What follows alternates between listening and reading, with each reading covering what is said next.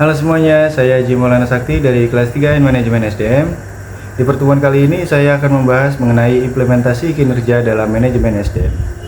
Untuk video penjelasannya saya akan jelaskan di video berikut. Yang pertama ada tingkat kinerja. Tingkat kinerja dibagi menjadi 3, yaitu yang pertama kinerja organisasi. Pencapaian hasil pada tingkat atau unit analisis organisasi. Kinerja pada tingkat organisasi ini terkait tujuan organisasi, rancangan organisasi, dan manajemen organisasi. 2. Kinerja proses. Kinerja pada proses tahapan dalam menghasilkan produk atau pelayanan. Ini dipengaruhi tujuan proses, rancangan proses, dan manajemen proses. 3. Kinerja individu atau pekerjaan. Pencapaian atau efektivitas pada tingkat pegawai atau pekerjaan. Ini dipengaruhi dengan tujuan pekerjaan, rancangan pekerjaan, dan manajemen pekerjaan serta karakteristik individu. Menurut Rumler dan Brecht pada tahun 1995. Garis besar kategori arti kinerja. Menurut Bernardin pada tahun 2001, halaman 143, kinerja merupakan catatan hasil yang diproduksi atau dihasilkan atas fungsi atau aktivitas selama periode waktu tertentu. Kinerja sebagai hasil, bukan karakter, sifat, dan perilaku. Sedangkan menurut Richard pada tahun 2003, kinerja sebagai hasil juga terkait dengan produktivitas dan efektivitas. Produktivitas merupakan hubungan antara jumlah barang dan jasa yang dihasilkan dengan jumlah tenaga kerja, modal, dan sumber daya yang digunakan dalam produksi itu. Kinerja merupakan sinonim dari perilaku. Kinerja adalah sesuatu yang secara aktual orang kerjakan dan dapat diobservasi. Kinerja mencakup tindakan-tindakan dan perilaku yang relevan dengan tujuan organisasi. Kinerja bukan konsekuensi atau hasil tindakan, tetapi tindakan itu sendiri. Pengukuran kinerja. Pendekatan ukuran standar kinerja dalam melakukan pengukuran. Yang pertama ada pendekatan personality traits, yaitu mengukur kepemimpinan, inisiatif, dan sikap. Yang kedua ada pendekatan perilaku, mengukur umpan balik, kemampuan presentasi respon terhadap komplain pelanggan. Yang ketiga ada pendekatan hasil, mengukur kemampuan produksi, menyelesaikan produk sesuai jadwal, peningkatan produksi atau penjualan. Menurut De Vries dan kawan-kawan pada tahun 1981. Aspek pengukuran kinerja. Yang pertama ada produktivitas, yang kedua ada kualitas, yang ketiga ketepatan waktu, yang keempat putaran waktu, yang kelima penggunaan sumber daya, dan yang terakhir biaya. Jenis ukuran kinerja. Ada beberapa jenis ukuran kinerja, yaitu yang pertama ukuran uang, yaitu pendapatan, pengeluaran, dan pengembalian. Kedua ada ukuran upaya atau dampak, capaian sasaran, penyelesaian proyek, tingkat pelayanan, dan kemampuan mempengaruhi. Yang ketiga ada ukuran reaksi, yaitu penilaian rekan kerja, pelanggan, pemegang pekerjaan lainnya.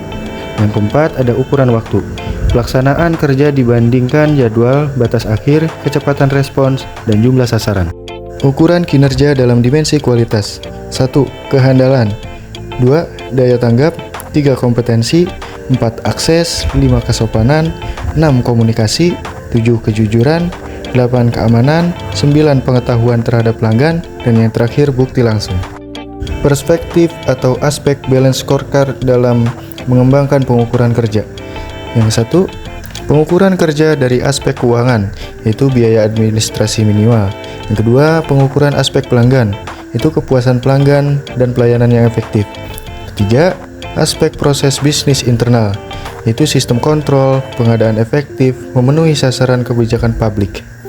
Yang keempat, aspek pertumbuhan dan pembelajaran, yaitu tersedianya informasi pembuatan keputusan kerja, kepuasan pegawai.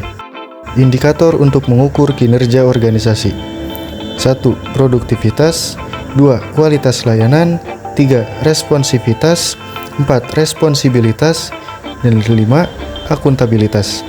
Indikator penilaian kinerja organisasi. Yang pertama efisiensi. Pertimbangan tentang keberhasilan organisasi pelayanan publik mendapat laba, memanfaatkan faktor produksi, serta pertimbangan yang berasal dan rasionalitas ekonomi. Yang kedua, efektivitas. Rasionalitas teknis, nilai, misi, tujuan organisasi, serta fungsi agen pembangunan. Yang ketiga ada keadilan. Distribusi dan alokasi layanan yang diselenggarakan organisasi pelayanan publik. 4. Daya tanggap. Daya tanggap terhadap kebutuhan vital masyarakat dan dapat dipertanggungjawabkan secara transparan.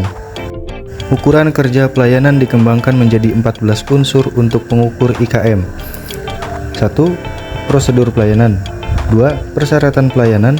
3. Kejelasan petugas pelayanan. 4. Kedisiplinan petugas pelayanan. 5. Tanggung jawab petugas. 6. Kemampuan petugas. 7. Kecepatan pelayanan. 8. Keadilan mendapat pelayanan. 9. Kesopanan dan keramahan petugas. 10. Kewajaran biaya pelayanan. 11. Kapasitas biaya pelayanan. 12. Kepastian jadwal pelayanan. 13. Kenyamanan lingkungan. Dan yang terakhir, keamanan pelayanan. Indikator kinerja organisasi yang dijadikan pedoman menyusun laporan kinerja. 1. Masukan. Segala sesuatu yang dibutuhkan agar pelaksanaan kegiatan dan program dapat berjalan. 2. Keluaran. Segala sesuatu yang berupa produk atau jasa sebagai hasil langsung dan pelaksanaan suatu program. Yang ketiga, hasil. Segala sesuatu yang mencerminkan berfungsinya keluaran kegiatan jangka menengah. 4. Manfaat. Kegunaan suatu keluaran yang dirasakan langsung oleh masyarakat. Dan yang terakhir, dampak. Ukuran tingkat pengaruh ekonomi, lingkungan, dan lainnya yang dicapai dari hasil kinerja. Kinerja dan problematika dalam manajemen pengetahuan. Konsep kinerja dalam organisasi. Menurut Describer dalam Kamus Bantam English Dictionary pada tahun 1979 yang dikemukakan oleh Prawi Rosentono tahun 1999 berasal dari kata kinerja atau performance dari akar kata to perform, mempunyai beberapa entries. 1. Melakukan, menjalankan, melaksanakan. 2. Memenuhi, menjalankan kewajiban suatu nazar. 3. Menjalankan karakter dalam suatu permainan. 4. Menggambarkan dengan suara. 5. Melaksanakan atau menyempurnakan suatu tanggung jawab. 6. Melakukan suatu kegiatan dalam permainan. 7. Memainkan pertunjukan musik. 8. Melakukan sesuatu yang diharapkan oleh seseorang. Ada beberapa definisi kinerja menurut para ahli.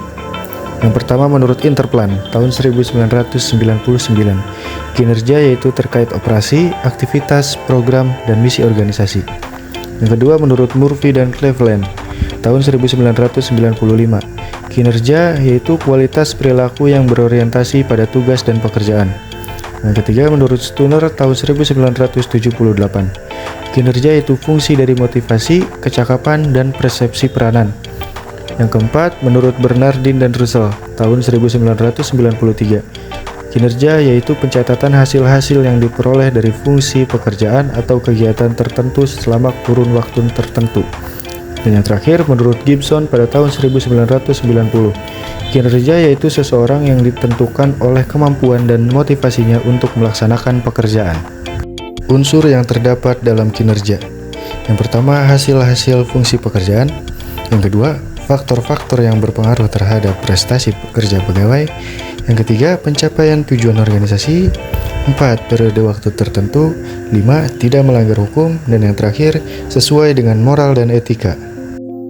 Fungsi pekerjaan atau kegiatan yang terkait dalam kinerja organisasi pada suatu perusahaan, antara lain strategi organisasi, pemasaran, operasional, sumber daya manusia, dan juga keuangan. Intelijensi kapital dan parameter kinerja. 1. Human capital menyangkut kompetensi, skill, brain power, expertise, kreativitas, problem solving, capability, leadership, entrepreneurial, dan managerial skill. Yang kedua adalah structural capital, merupakan kapabilitas knowledge dari suatu perusahaan yang berupa teknologi, metodologi, dan proses yang memampukannya merespons kebutuhan dan tantangan pasar. Yang ketiga, customer capital, terdiri dari relasi, feedback, input terhadap layanan atau produk, experience, dan tech knowledge dari pelanggan. Dari ketiga jenis capital tersebut, membentuk tiga lingkaran yang saling mengait dan disatukan oleh segitiga value creation. Value creation yaitu kemampuan penciptaan nilai yang ditentukan human capital, structural capital, dan customer capital yang dimiliki perusahaan. Indikator kinerja organisasi. 1. Performa harus mengarah hasil dan semangat untuk menghasilkan nilai. 2. Harus dapat diukur sehingga input dan output dapat dikuantifikasi. 3. Unit dan personel yang diukur kinerjanya harus memahami metode penilaian dengan penjelasan minimal. 4. Hasil penilaian dapat dikomunikasikan dengan segera. 5. Tersedianya mekanisme penggabungan hasil penilaian kinerja dengan feedback dan learning. 6. berhubung objektif dengan kebijakan insentif dan kebijakan pegawai. Yang terakhir, bersifat seimbang antara orientasi, keberhasilan jangka pendek dan jangka panjang.